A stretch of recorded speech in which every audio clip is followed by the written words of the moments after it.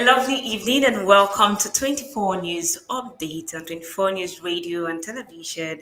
My name is Grace Mwafo. Heading over to Ekiti State, the monthly environmental sanitation exercise for the month of June holds in Ekiti State on Saturday from 7 to 10 in the morning. Movement of people and vehicles will be restricted except for those on essential duties and candidates writing the 2025 NACO examinations, including supervisors and monitors. Government workers are expected to have cleaned their offices and surroundings earlier today, while market vendors are also expected to tidy their shops today. The theme is A Cleaner Environment Begins With You, encouraging personal responsibility for hygiene. Residents are advised to clear drainages and dispose their refuse properly as environmental officers, NGOs, and security personnel will monitor compliance, while mobile courts will prosecute violators of sanitation laws. President Bola Tinubu says he has authorized the personnel audit and skill gap analysis across the federal civil service to deepen the capacity of federal workers in the country. Tinubu made the statement at the International Civil Service Conference held at the Eagle Square in Abuja. The president said that Nigeria could only guarantee the high performance culture it deserves by placing the right people in the right roles. And also, President Bola Tinubu has reunited the Minister of the Federal Capital Territory, Nyesom Wike, and the suspended Rivers State Governor, Siminalayi Fubara, and members of the State House of Assembly. According to report, the resolution of the crisis came at a meeting between President Tinubu and the aggrieved parties at the presidential villa, Abuja, late last night. The meeting came after an earlier one between Fubara, the FCT minister, and the lawmakers.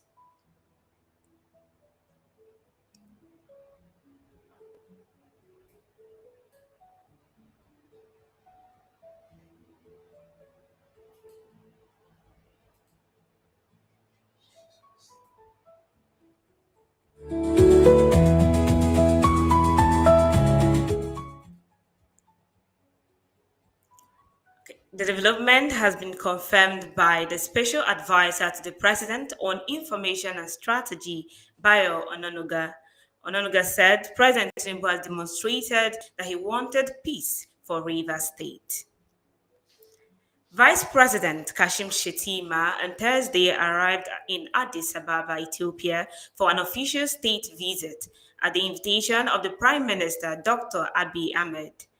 Upon arrival, Shettima was received at the airport by the Minister of Foreign Affairs of Ethiopia, Dr. Gideon Timotheus, and other members of the Ethiopian and Nigerian diplomatic corps. Senior Special Assistant to the Vice President on Media and Communication, Stanley Mpocha, revealed this in a statement during the visit. Shettima will participate in the official launch of Ethiopia's Green Legacy Program, a flagship environmental initiative. The program designed to combat deforestation, enhance biodiversity, and mitigate the adverse effect of climate change targets the planting of 20 billion tree seedlings over a 4-year period. Governor Sheyi Makinde of Oyo State has congratulated Muslims in the state, across Nigeria, and around the world on the commencement of the Islamic New Year, Hijrah 1447. In a statement, the governor urges the Muslim Ummah to continue in their good deeds, assuring them that their efforts would be divinely rewarded. Makinde noted that the Hijrah, which marks the historic migration of Prophet Muhammad from Mecca to Medina, serves as a reminder for Muslims to reflect, pray, and intercede for the peace and progress of your state and the nation at large. The National Hajj Commission of Nigeria has announced that the return leg of the 2025 Hajj airlift operation is expected to be completed by Tuesday, July 2nd, instead of the earlier projected date of June 28th. In a statement by NACON's Assistant Director, Information and Publication, Fatima Usara, the Commission said the extension was due to previous disruptions caused by airspace congestion and flight cancellations, despite recent improvement. The Commission disclosed that of the total 41,668 Nigerian pilgrims airlifted to Saudi Arabia for this year's Hajj, over 27,316 have already been transported back to Nigeria. And from Lagos State, the Lagos State government has set up a 17-member committee to draft and implement a comprehensive policy for private and mission-owned schools, marking a new push to standardize education across non-state institutions in the state.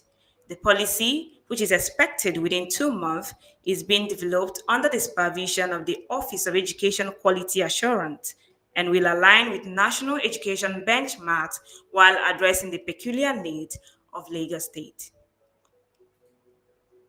The Nigerian Army has declared a 3-day mourning period to honor the 17 soldiers who lost their lives in an attack in Kwana, Duse local government area of Niger State.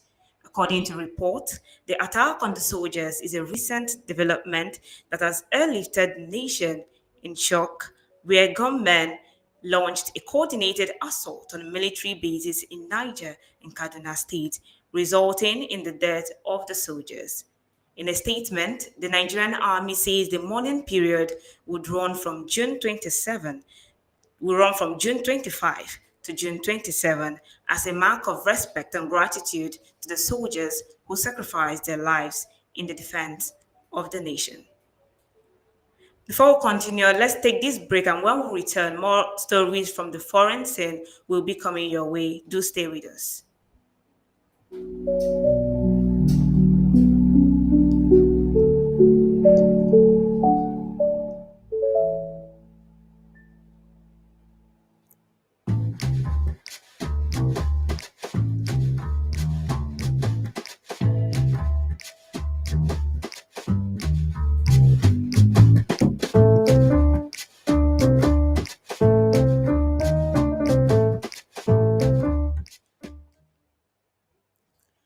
Glad to know that you're still there. This is 24 News Update. Thanks for joining us and thanks for still being there. And now from the foreign scene.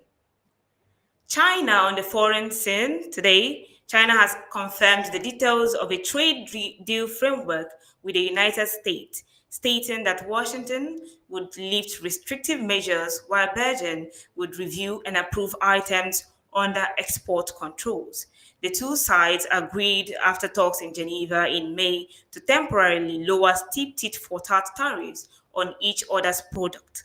China also committed to easing some non-tariff countermeasures, but US officials later accused Beijing of violating the pact and slowing down export license approvals. The United Nations says it is monitoring the situation in Kenya in the wake of deadly anti-government protests on Wednesday. No fewer than 400 people were injured, including police officers, although the official death toll has not been confirmed, with estimates ranging from 8 to 16.